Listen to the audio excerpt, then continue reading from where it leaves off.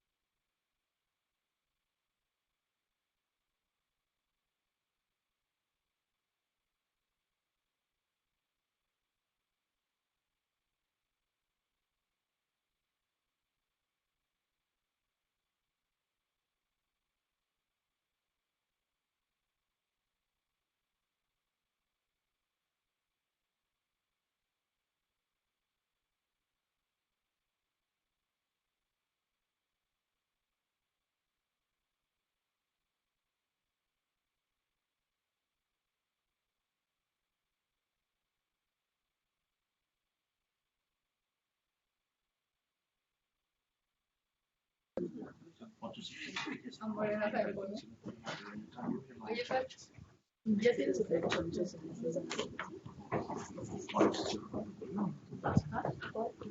Bueno, entonces reiniciamos.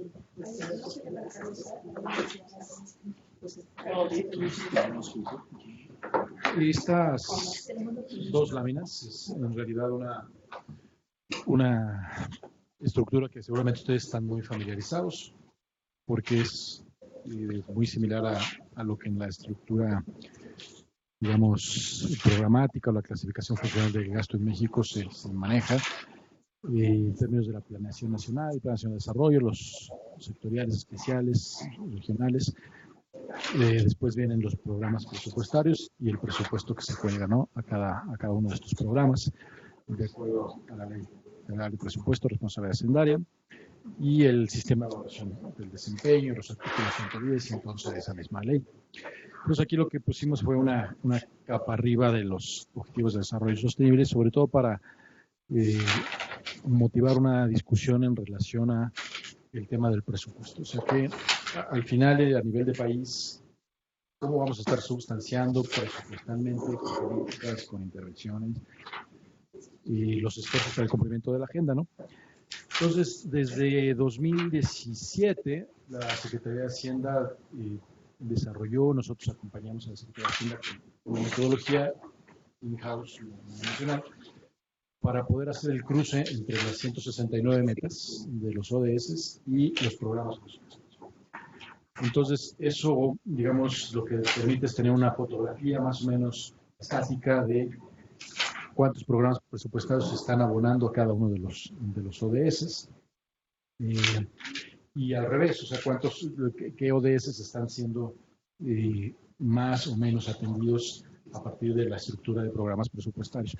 Esa metodología se estabilizó, digamos, o se institucionalizó en los sistemas. Hay un módulo de los sistemas de Hacienda en donde cada año los ejecutores de gasto actualizan esta alineación. Entonces eso permite tener cierta contabilidad de por dónde está el compromiso presupuestal del Estado mexicano con estas prioridades de la agenda.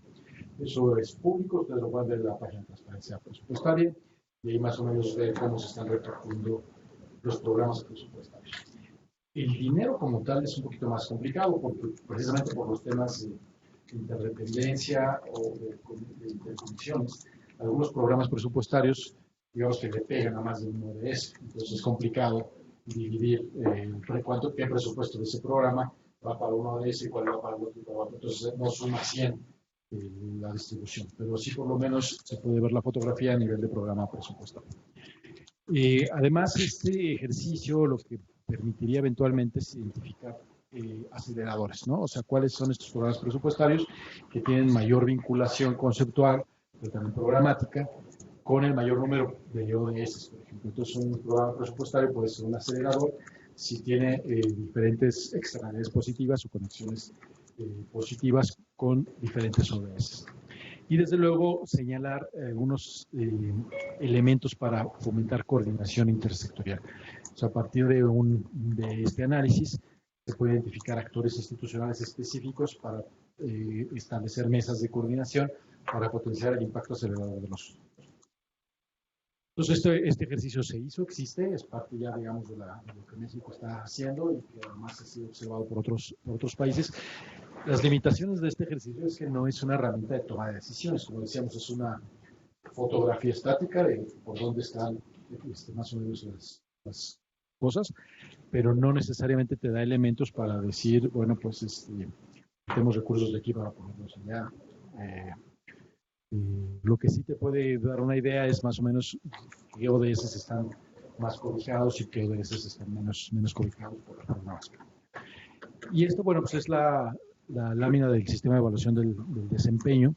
Aquí lo que quisiera yo es quizás escuchar un poco más de ustedes en relación a las otras sesiones del diplomado y cómo pensarían que el tema de la Agenda 2030 puede orgánicamente ir penetrando las estructuras formales, normativas, los aparatos que nos hemos dado a partir del presupuesto basado en resultados y del sistema de evaluación del desempeño. Yo creo que ya han visto algunas cuestiones de este tipo, o todavía no. Ya vieron qué es el CED y cómo funciona el PBR, el Programa Anual de Evaluaciones y la MIR y todas estas cosas, o todavía no han visto eso. Okay. Pues simplemente a partir de eso, ¿ustedes creen que esto es disruptivo, que se puede integrar la evaluación de la Agenda 2030 en el marco de la institucionalidad que ya tenemos? ¿Qué ajustes habría que hacer?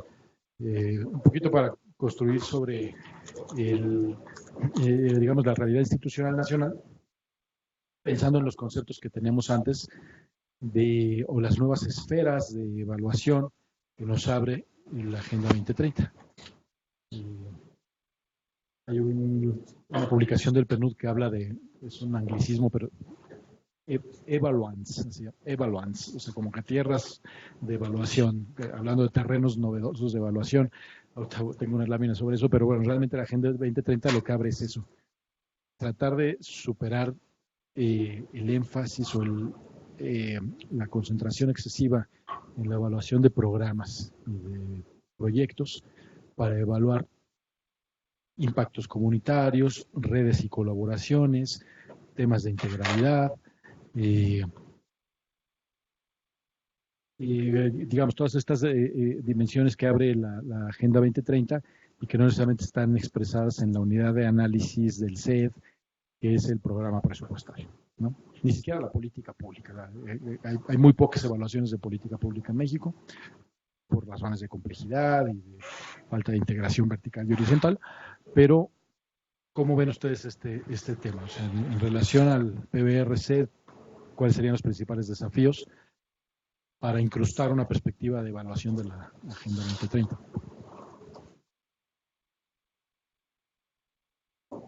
¿Tienen idea?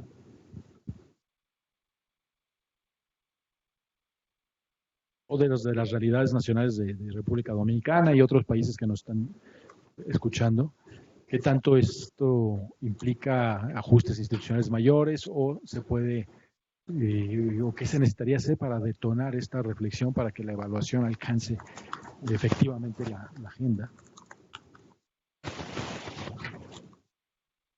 Hola, buenas noches. Adelante, buenas noches. Creo que habría que partir que esta Agenda 2030 pudieran ser situaciones aspiracionales, ¿no? A lo que queremos llegar. Si uno ve el Plan Nacional de Desarrollo de este sexenio, hacen un ejercicio justamente como lo que usted comentaba. Al final de todo el plan, intentan hacer una especie de alineación con los ODS y solamente en un cuadro grafican, ¿no? O sea, cuál meta o cuál línea de acción, cuál estrategia y cuál objetivo del Plan Nacional de Desarrollo se alinea con esta Agenda 2030 y solamente van marcando casillas con una X. Entonces, en papel pareciera que estamos o vamos a cumplir con esta Agenda 2030. Sin embargo, si uno ve toda la agenda, todos los objetivos que se plasman, mucho de ellos, como analizábamos, están como interconectados. Entonces se necesita como un trabajo interinstitucional para poder alcanzarlos. Entonces, generalmente en los programas sectoriales, aunque están alineados al Plan Nacional de Desarrollo, se trabaja de manera aislada, es decir, Secretaría de Salud hace actividades propias de salud, Educación hace actividades propias de educación. No sé si bajo esa mirada que se trabaja realmente vaya a ser posible alcanzar o cumplir con estos ODS de la Agenda 2030. Además, como usted bien decía, no son vinculantes y pareciera que nada más son aspiracionales. Sí. Bueno, no sé si han seguido un poco la discusión en términos de la aprobación del Plan Nacional de Desarrollo, pero yo incluso tengo todavía la duda del famoso anexo, ¿no? De donde está esta tabla con la alineación de las estrategias y los objetivos a los ODS, porque se presentó, digamos, un documento por parte de la Presidencia de la República y se presentó otro documento por parte de Hacienda, que es donde vienen, este es el famoso anexo, ¿no? Donde vienen esta alineación y vienen los indicadores y los objetivos muy estructurado. Pero lo que aprobó apenas hace una semana el legislativo fue el plan que vino de presidencia, ¿no? Entonces, la verdad es que esta es la primera vez que la Cámara de Diputados, como ustedes saben, participa en la discusión y la aprobación del Plan Nacional de Desarrollo, y tenían esta característica de que únicamente podían aprobarlo o no aprobarlo, o desaprobarlo, pero no podían enviarlo con observaciones o pedir cambios, o sea, ¿no? Entonces, pues ya se aprobó, pero habrá que ver al final cuál es la versión que se publica de manera definitiva y si incluye esta alineación preliminar que se hizo con los Objetivos de Desarrollo Sostenible o no, pero todavía yo no tengo claridad de si ese anexo del que estaba hablando el colega que se conectó va a ver la luz formalmente al final o no. Perdón. Anteriormente dijo que sacaban una fotografía estática sobre lo que se hace a nivel federal, ¿no? Sobre los programas. Sí. Mi pregunta es, ¿cómo sacan esa fotografía estática, pero a nivel estado, municipio? Mi pregunta surge porque aquí en el diplomado nos han dicho que la evaluación se hace primordialmente a nivel federal, pero que a nivel estatal así no se hace. Hace muy poco. ¿Cómo le hacen para sacar a nivel estatal, municipal, la fotografía estática? Sí, bueno, este ejercicio en efecto es federal únicamente, no alcanza a los estados. Y hay diferencias en términos de cómo manejan los estados los presupuestos, ¿no? En su normativa presupuestal. Digamos, sí hay algunas similitudes. Yo creo que la estructura programática, los programas, la mira, etcétera, está bastante transversalizado en las entidades federativas, pero hay algunas diferencias. Y hay algunos estados que han trabajado los temas presupuestales vis-a-vis la Agenda 2030 más firmemente que otros. Entonces, ahí cada estado ha desarrollado, digamos, sus propias metodologías para abordar este tema. No todos lo han hecho. También depende del momento en términos de la planeación en el que está el estado. Algunos transitaron, hay un cambio de gobierno y entonces están en un periodo adecuado para poder hacer la alineación con el plan. Y después, porque es la primera alineación es con el Plan Estatal de Desarrollo, y ya después, en esta metodología. Y ya después, de manera más o menos natural, se va desprendiendo la alineación con el presupuesto, porque pues hay una lógica de alineación. Entonces, la verdad es que esto únicamente alcanza a lo federal y pues tienes toda la razón, o sea, no todos los estados han hecho esos ejercicios, ¿no? Pero bueno, no sé si... Sí, bueno, yo el reto que veo, lo vimos en sesiones pasadas del diplomado, es que existe como vaya, no están coordinados la parte presupuestaria y la parte de planeación. Como bien dijiste, o sea, en la planeación es muy fácil hacer una alineación tramposa a los objetivos. En mi experiencia hicimos una parecida en la alcaldía. Se hace un plan profesional de gobierno, todo se alinea a los ODS.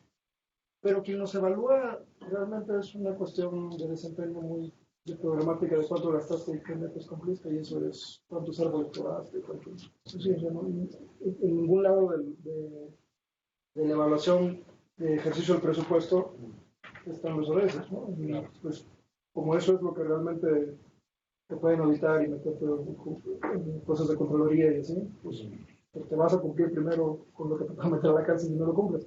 Si no cumples los objetivos del plan de desarrollo de eso, pues es muy relevante, ¿no? Para el funcionario.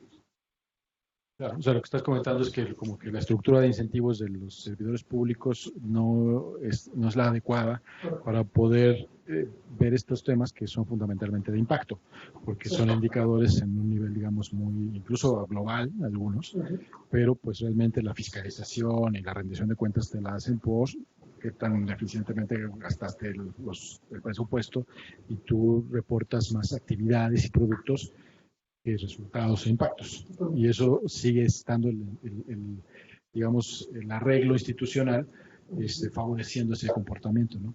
Perdón. Yo tengo como una pregunta.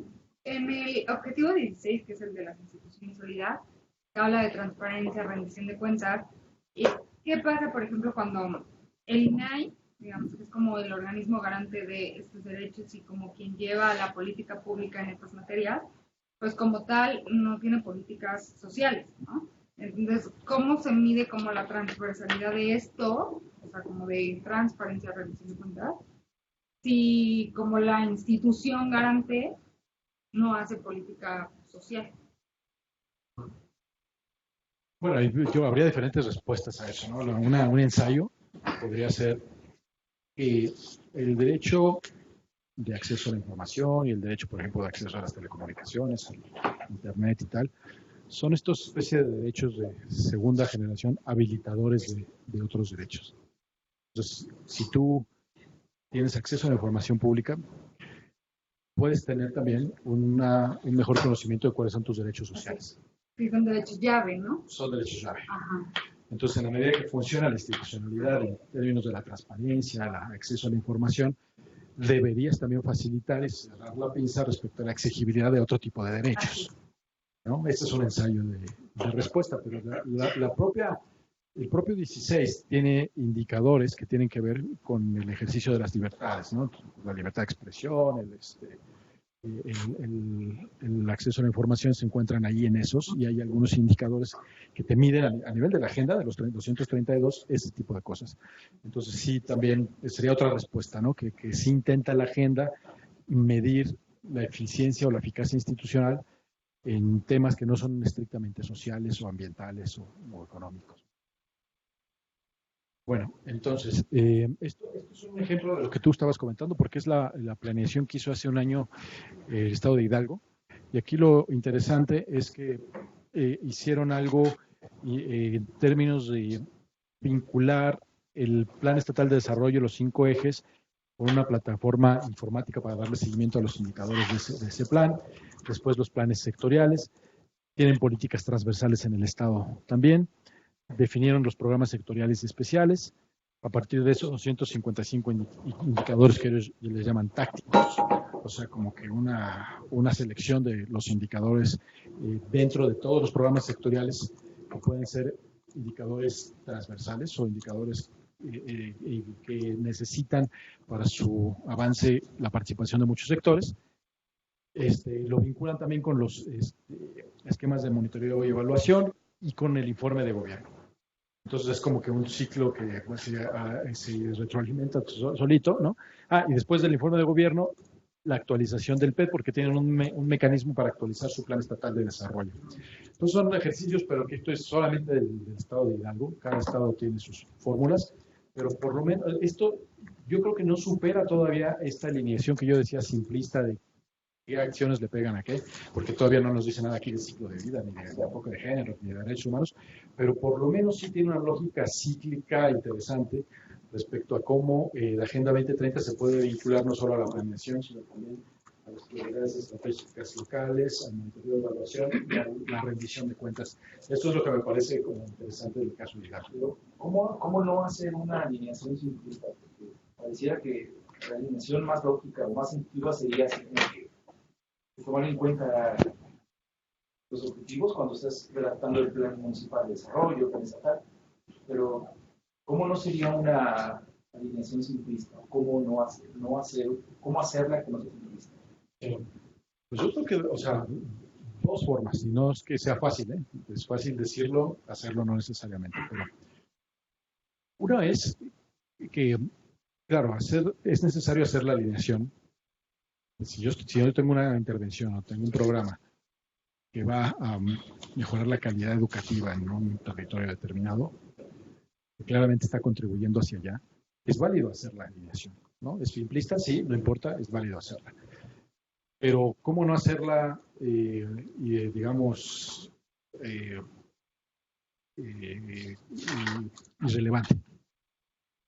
Uno es partiendo de análisis integrales. O sea, esta acción que yo estoy llevando a cabo sí puede afectar a este indicador en específico, pero además va a tener externalidades positivas en otros indicadores, desarrollo social, por ejemplo, y va a tener indicadores negativos en estos indicadores económicos. Estoy poniendo un ejemplo aleatorio, ¿no? Entonces, teniendo, digamos, conciencia clara de que de las repercusiones que tiene tu intervención en otros ámbitos del desarrollo, entonces puedes empezar a dibujar este tipo de cosas, por ejemplo. Esto.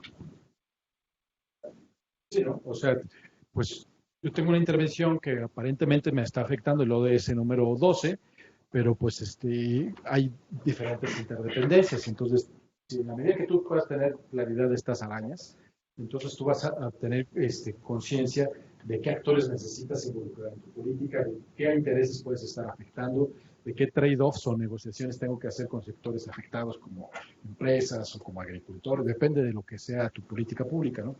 Esto no es simplista, tampoco es fácil, es un tema muy complejo, pero si no estamos reproduciendo la lógica de intervenciones verticales que no se hablan con otros sectores, ¿no? Entonces, esa es una forma. Y la otra son los famosos comos. O sea, cuando tú alineas ¿qué es? Alineas prácticamente el tema de la calidad educativa. Pero los comos, de los que hablábamos, es, ¿tienes un análisis o no lo tienes de la calidad o la pertinencia de tus intervenciones en términos de protección de derechos humanos, de participación ciudadana, de temas de transparencia, de enfoque de género, de ciclo de vida, de sostenibilidad? O sea, todos esos como criterios se pueden operativizar y se pueden tratar de medir en términos de evaluar la calidad integral de tu política pública. Entonces, eso con independencia del sector en donde te estés alineando o de la simplicidad con que te alinees, necesitas ser consciente de que los cómo son importantes. Entonces, digamos, no son temas mucho más difíciles de aterrizar que de lo que se puede comentar ahora mismo, pero digamos, ese es el exhorto, ¿no? Hacer ese tipo de análisis de integralidad y de interconexión. Bueno, esto es unos ejemplos adicionales de lo que tú estás comentando. Por ejemplo, ¿qué quiere decir ser consciente de los trade-offs y de las sinergias? Si nosotros estamos impulsando una política agropecuaria, por ejemplo, que tenga como objetivo ampliar la producción agrícola, pues claramente puedes tener un efecto verde, ¿no? Positivo en el ODS 1, el 2 y el 8, porque puedes reducir la pobreza, puedes reducir el hambre y puedes fomentar el empleo. Pero potencialmente puedes afectar el 6, el 7, el 13, el 14, el 15 y el 6 de forma negativa. ¿Por qué? Pues porque vas a tener mayor demanda de energía y de agua, puedes tener una conflictividad social en torno a las comunidades que están haciendo explotación de los recursos naturales, entonces eso estás afectando la paz, ¿no? Del 16. Puedes tener problemas digamos, comprometer la biodiversidad y los ecosistemas, ¿ok? Esto es una alineación, esto es no simplista, esto es una toma de conciencia de que esta política no es inocua, no está en el vacío y no únicamente va a tener efectos positivos en los ODS que yo me estoy enfocando, sino que puede tener este tipo de conflictos, de tensiones. Considerando esta parte de integralidad, los objetivos están ponderados, así, más importante al menos. No. Los 17 están, digamos, lo que hay es una especie de clasificación. No sé si han escuchado las famosas 5 Ps. Son People, Planet, Prosperity, Peace y Partnerships. Entonces, los 17 se agrupan en los ODS que tienen que ver con las personas. Por ejemplo, los ODMs eran mucho de las personas, ¿no? Entonces, salud, educación, pobreza, cero hambre. Después está la parte de prosperidad, y entonces ahí están los ODS que tienen que ver con el crecimiento económico, con el trabajo decente, etcétera. Están los temas del planeta, ¿no? Entonces, economía verde, los océanos, el cambio climático, etcétera. El ODS 16 está solito en la paz y el ODS 17 está solito en las alianzas, en partnerships. Entonces son estas 5 dimensiones. Es una forma de clasificar, pero no se les da tampoco ponderaciones o mayores o valores diferenciados a esas categorías. Pero cada país debe tener sus prioridades. Claro, cada país tendría que ver por dónde empieza, qué prioriza, dónde le da los recursos, etc. Y esto es, digamos, otro ejemplo que nos permite ver un poquito más desde un enfoque de integralidad cuál podría ser la participación de diferentes sectores. Si yo voy a impulsar una política integral de salud preventiva, bueno, pues la tentación simplista es salud, entonces me voy a la ODS correspondiente a la salud, ¿no? Y claro, hay desde los sectores de salud trabajo que hacer en términos de campañas de prevención dirigidas, analizar la capacidad de atención de los pacientes, la detección temprana de enfermedades crónico-degenerativas, el acceso a la salud sexual, ¿no? Pero los temas de educación y deporte, ¿no? El sector educativo pues tendría mucho que ver con una política integral de salud preventiva. ¿Cómo? Pues generando habilidades socioemocionales, difundiendo, interiorizando hábitos de higiene, ejercicios, nutrición y educación social integral. La parte económica, pues también tendría, digamos, términos, por ejemplo, de regulación, un enfoque en salud y nutrición a partir de regular ciertos productos y ciertas importaciones. O el enfoque en sectores productivos clave. Y por la parte de digamos, lo que le tocaría a las mujeres, ¿no? Del tema de género, pues ampliar las campañas o los programas de capacitación y concientización de los derechos reproductivos y los temas de combate a la violencia de género. Entonces, digamos, nada más es un ejemplo de cómo no puede estar en el vacío un tema que aparentemente podría ser tratado de manera vertical o en silos.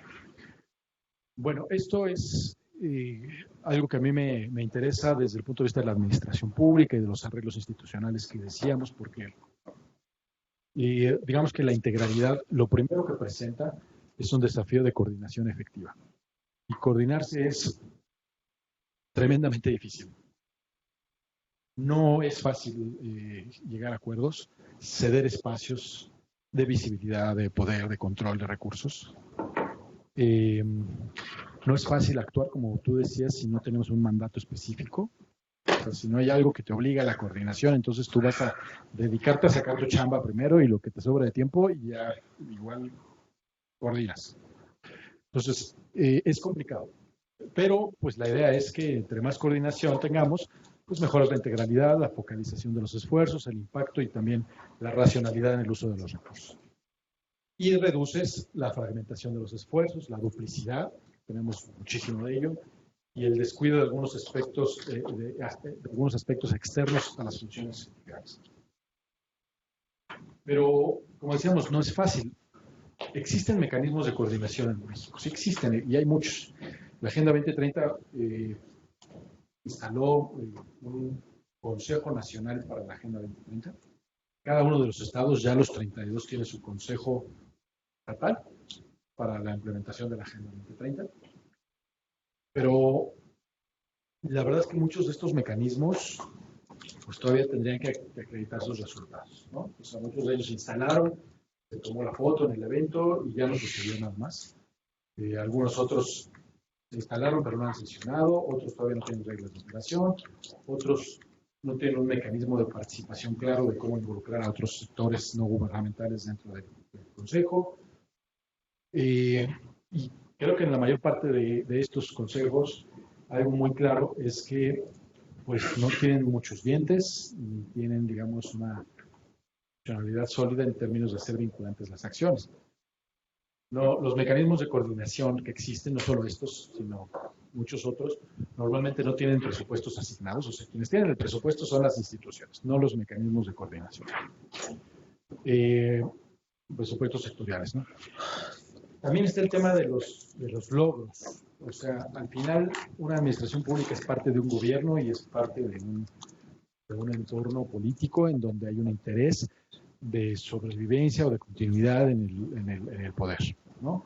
Entonces, eso es importante porque las instituciones, las personas y los líderes necesitan visibilidad de sus logros, ¿no? Y de un mecanismo de coordinación se opacan los logros individuales porque lo que se está buscando son logros colectivos.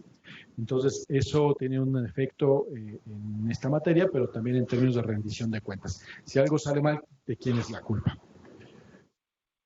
Y por último, es que los resultados de largo plazo pudieran entrar en tensión con los esfuerzos de corto plazo. Es decir, ¿quién realmente está pensando en planear al 2030 vis a vis lo que me está exigiendo el secretario ahorita que entregue como resultados de un programa específico? Pues normalmente lo que se decía, voy a elegir lo que me reditúe en el corto plazo y no necesariamente voy a tener una capacidad sistemática y estable para pensar en el mediano plazo. Estos, por ejemplo, son algunas de las cosas que nosotros hemos intentado recomendar a los estados y también a la Presidencia de la República en términos de cómo debería funcionar un consejo para la implementación de la Agenda 2030.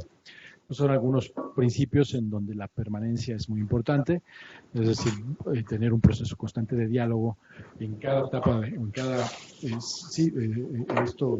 etapa del ciclo de política pública. Esta idea de la co-creación, o sea, se supone que la Agenda 2030 no es del gobierno, sino que es de todos los actores, pues entonces tendría que haber mecanismos para una toma de decisiones que permita a todos los actores incidir en la política pública. El tema de corresponsabilidad, la responsabilidad es de todos, la apropiación y por último la diversidad y horizontalidad, es decir, que los espacios estén abiertos a una representación paritaria de varios actores. Por ejemplo, muchos de los consejos son únicamente una especie de comisión intersecretarial en donde quienes tienen voz y voto son los secretarios de los gabinetes, pero no tiene voto el representante del sector privado, el representante de la academia, el representante de la sociedad civil. Entonces eso, digamos, son problemas que después se manifiestan como dudas respecto a la legitimidad de las acciones. Y esto, bueno, pues ya lo fuimos comentando y tiene que ver precisamente con los desafíos que se enfrentan para actuar en la vida cotidiana con un enfoque de Agenda 2030. Yo creo que aquí nos falta mucho todavía para avanzar y cambiar esas estructuras de incentivos de las que estábamos hablando. O sea, porque en efecto, el servidor público normalmente, si ustedes analizan su día a día, es muy complicado que le dedique mucho tiempo a reflexionar en el mediano plazo, a especializarse en la integralidad del desarrollo, a que aprenda si yo me dedico a la economía, yo ahora tengo que aprender de lo social, yo ahora tengo que aprender de lo ambiental. Es poco el espacio que tiene para allegarse de todas esas habilidades o competencias. Normalmente está agobiado en trabajo y resolviendo, digamos, peticiones que se generan el mismo día o el día anterior en un 80% del tiempo. Entonces, en esas condiciones y con los incentivos puestos hacia el cumplimiento de actividades muy operativas, pues realmente que es complicado encontrar los espacios para que realmente pueda empezar a enfocarse la administración pública en estos temas, ¿no? Entonces tenemos, por ejemplo, aquí algunos desafíos o algunos dilemas que tienen que ver con que nuestras políticas públicas son muchas veces esto que estamos diciendo, iniciales o que responden a presiones políticas, y esta inercialidad se enfrenta a una agenda global como la 2030 que es muy disruptiva. Entonces ahí necesariamente hay choques no resueltos. Ya decíamos lo del tema del protagonismo vis-a-vis el trabajo coordinado, que hay una tensión ahí. Después está la parte de las necesidades apremiantes, o sea, hay programas que se dedican a poner vacunas, a repartir becas, que no se van a detener por planear a mediano plazo el cambio. Y los temas de sobrevivencia política, vis a vis algunas acciones que son necesarias pero que son impopulares, aunque vayan a la causa raíz o a las causas estructurales de los problemas. Bueno, para ir cerrando, nosotros desde el PNUD lo que identificamos son algunas áreas de trabajo, sobre todo con áreas federativas, en donde entendemos que es importante fortalecer la capacidad institucional para atender la Agenda 2030. Primero, es impresionante la falta de conocimiento de qué es la agenda. O sea, para empezar por ahí, de los 32 estados y los 2.300 municipios, si hiciéramos una encuesta de cuántos regidores o cuántos presidentes municipales conocen o han escuchado alguna vez de la agenda, yo creo que nos sorprenderíamos del número tan reducido que encontraríamos. Y en los estados muchas veces también es el caso, ¿no? Las áreas de planeación están sensibilizadas, pero el resto de la administración pública no necesariamente. Entonces hay todavía mucho trabajo que hacer para que entiendan qué es la agenda, cómo pueden aprovechar la agenda en su favor y cómo pueden transversalizar estos principios. Temas de institucionalización, o sea, lo que decíamos, los consejos, cómo van a operar los mecanismos de coordinación, los presupuestos, la alineación de planes. Después, la capacidad estadística, ¿no? Medición de líneas base. ¿Tenemos o no tenemos manera de encontrar las brechas de desigualdad, de poner el zoom en las poblaciones vulnerables? Y los temas de aceleración. Y esto es precisamente encontrar estas intervenciones estratégicas que nos permitan detonar efectos multiplicadores en diferentes ODS. El monitoreo y evaluación como una parte transversal de todas estas dimensiones de trabajo. Y aquí hay dos láminas de desafíos, ¿no? No pretende ser ningún tipo de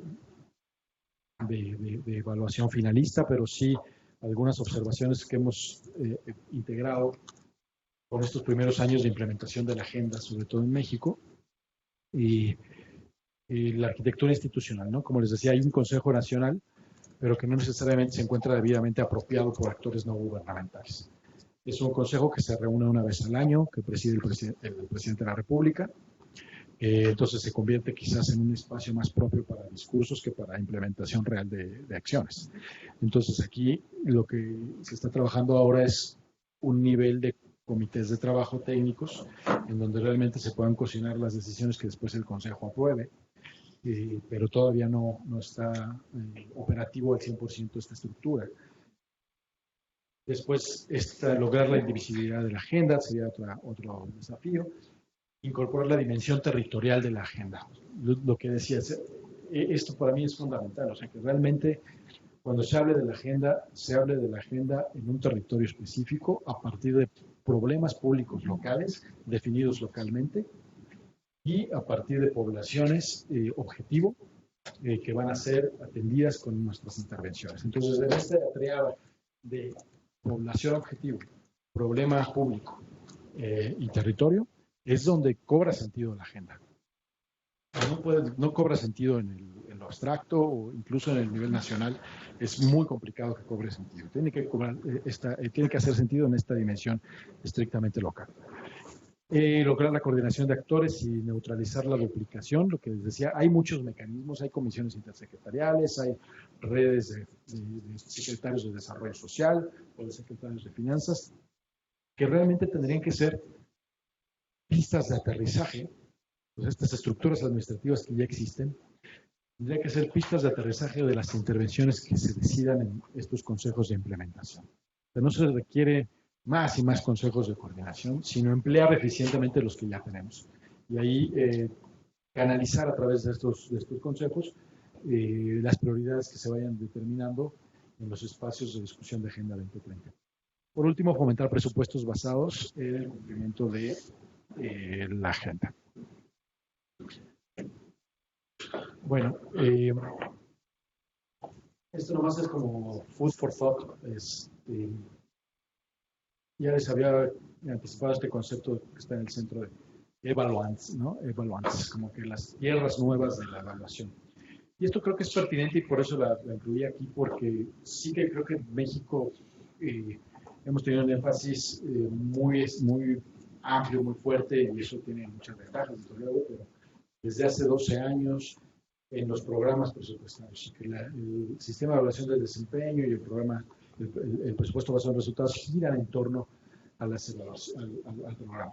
El programa anual de evaluación, lo que hace el Coneval, lo que hace Hacienda, normalmente tiene como foco el programa presupuestario, ¿no? Pero lo que ahora nos abre un universo completamente novedoso, la Agenda 2030, son estas nuevas unidades de análisis, ¿no?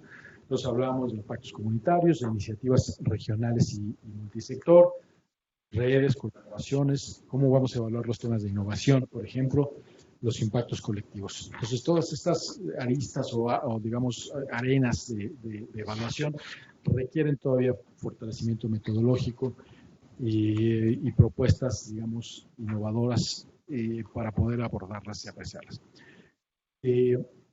Estamos además en sistemas complejos, con gran volatilidad, incertidumbre e impredictibilidad. Entonces, digamos, no podemos aislar la materia de evaluación de un entorno caracterizado por esta complejidad. Hablaba también al principio de qué significa evaluar en la era de la posverdad, ¿no? O sea, estas tendencias anticientíficas, tendencias que no facilitan el uso de la información, de las fake news. ¿Qué significa evaluar la Agenda 2030 en este contexto? Yo creo que es una pregunta interesante para hacerse. Por lo que sobre todo comentábamos, ¿no? La evaluación deja de ser una actividad estrictamente basada en evidencia para buscar generar entendimiento y significado y comunicar adecuadamente eso. No es únicamente mostrar los datos y dejarlos que hablen solos, sino esto es motivar una versión de la realidad informada que permita apuntar hacia transformaciones estructurales que son las que está requiriendo el mundo, ¿no? Y después también, como una especie de corolario de lo que decía al principio, que el proceso de evaluación no puede ser percibido nada más como ya la etapa final que nos va a permitir saber qué funcionó, qué no funcionó, una evaluación diagnóstica de las causas de eso, sino que modifica los diseños de intervención, ¿no? Entonces, el tema de las interdependencias es algo que la evaluación creo que es el principal instrumento para iluminarlas. Y también hay una idea de fracaso como aprendizaje, ¿no? O sea que el proceso de desarrollo es muy complejo, pero que en términos de la materia de evaluación, pues tendremos que sobre todo estar pensando en cómo aprendemos de lo que ha funcionado, pero también de lo que no ha funcionado. La última idea es esto de que la Agenda 2030 llama realmente a la transformación estructural del mundo. O sea, este sentido de urgencia de que si seguimos como estamos, pues para el 2050, 20 países del mundo ya no van a existir. 60 ciudades del mundo ya no van a ser viables, en términos de su habitabilidad. Y el tema del cambio climático pues está afectando absolutamente todo. El modelo capitalista, quizás económico predominante que tenemos, está aumentando las desigualdades en lugar de cerrarlas. Entonces, esos, digamos, fenómenos nos llaman, y la Agenda 2030 tiene ese espíritu, a hacer transformaciones profundas. Entonces, ¿cómo desde la evaluación evaluamos ese carácter transformador de nuestra acción pública? Implica elevar el nivel de pensamiento y nuestros métodos, nuestros procesos que tenemos actualmente instalados, sobre todo poniendo el foco en los beneficiarios, ¿no? Hay gente real que está detrás de los problemas y detrás de las intervenciones, y la evaluación tendría que ser capaz de visibilizar qué está pasando con esta gente real en un entorno muy demandante que está pidiendo transformaciones profundas, estructurales del mundo. Perdón. No quiero sonar casi como teoría de la conspiración, pero llevar a cabo esta agenda han encontrado así como que actores internacionales a los que sus intereses se ven comprometidos con esto.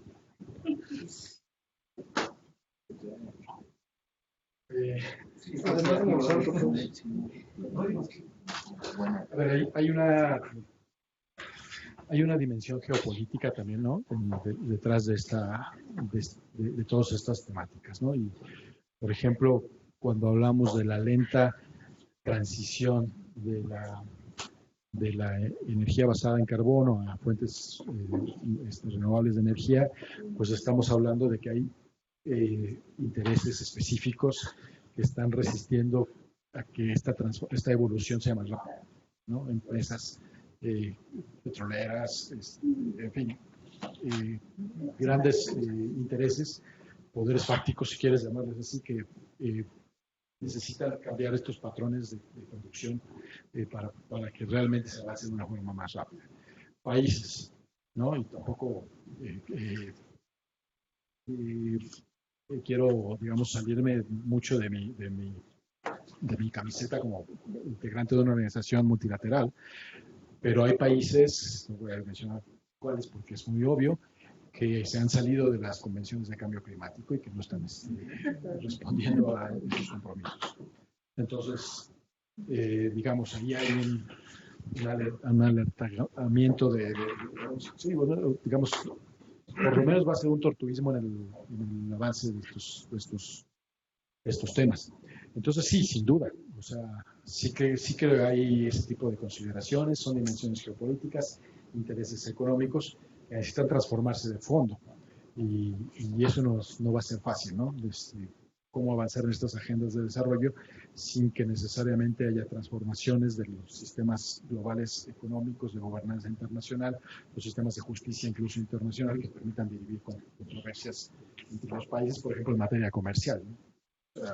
¿Se vale o no se vale que un país amenace a otro en términos de aumentar los aranceles, en cambio de políticas restrictivas de la movilidad humana, que por cierto es un derecho humano? ¿Sí? Entonces, ese tipo de cosas son las que se tendrían que analizar también firmemente. ¿Alguien más? Un poco en el sentido que decía Víctor, no sé si como la ONU o la Agenda 2030 en algún momento planteó como alguna estrategia, un plan B en caso de que algún país muy importante decidiera por alguna razón dejar de seguir los lineamientos, ¿no?, de la agenda, como el caso de Estados Unidos, básicamente, o el caso de cualquier otro país, o el caso de cualquier otro país grande que decidiera hacer cualquier otra cosa que no fuera en línea a mitad del camino, como China, se me ocurre, en alguna parte establecen algún tipo de compromiso ambiental, ¿no? O sea, si se plantea como algún tipo de adaptabilidad, ¿cómo hacer como que la Agenda 2030 sobreviva ante este tipo de como embates de repente políticos? Y que posiblemente también podrían pasar en Europa, en algunos, o sea, en la Italia súper conservadora o ahora, ¿no? O en Reino Unido, no sé. Bueno, yo lo que diría aquí es, ya estamos en un terreno totalmente especulativo, es que muchos de estos equilibrios tienen que ver también con la calidad de las democracias, ¿no? Y que tendríamos que encontrar resistencias internas en los países y los mecanismos para que si los gobiernos no están actuando en un sentido de, digamos, incluyente, que realmente asegure los derechos humanos, que no comprometa a las generaciones futuras, seamos capaces de sacar a esos gobiernos, ¿no? Y esto realmente, te digo, estamos en ámbito especulativo, pero me parece que es muy importante, no sé si en el marco de lo de S16, pero en América Latina, por ejemplo, tenemos instalados ya procesos electorales de manera generalizada y más o menos hay una posibilidad de alternancia en el poder, es real. Pero al mismo tiempo estamos viendo gobiernos que parecen ser un poco más autocráticos en su toma de decisiones. Estos gobiernos de origen democrático, de diferente corte, tanto de derecha, de izquierdas, y todavía se puede hablar de esas categorías. Entonces ahí la calidad de la democracia es muy importante. ¿Dónde están los equilibrios internos, los contrapesos en otros poderes, en la sociedad, en el legislativo, en los medios de comunicación, que permitan ejercer ese tipo de presiones? Porque internacionalmente realmente no existen los mecanismos. La Agenda 2030 no es vinculante, no hay, la ONU no tiene forma de, como decíamos, de mandar a los cascos azules para sancionar a un gobierno. No, eso no funciona de esa manera. Bueno, pues no sé si alguien más quiere hacer alguna contribución.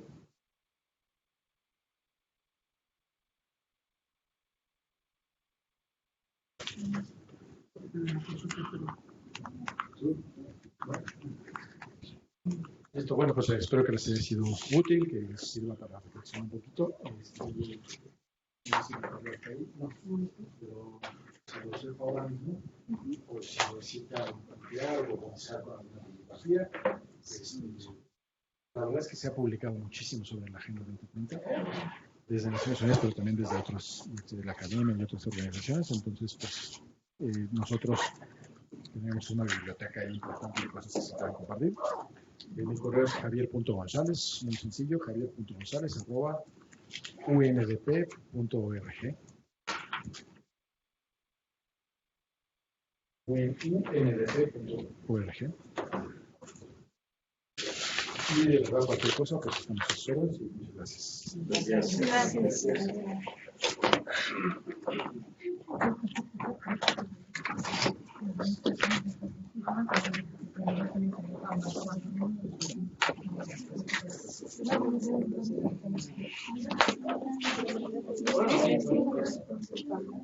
Gracias.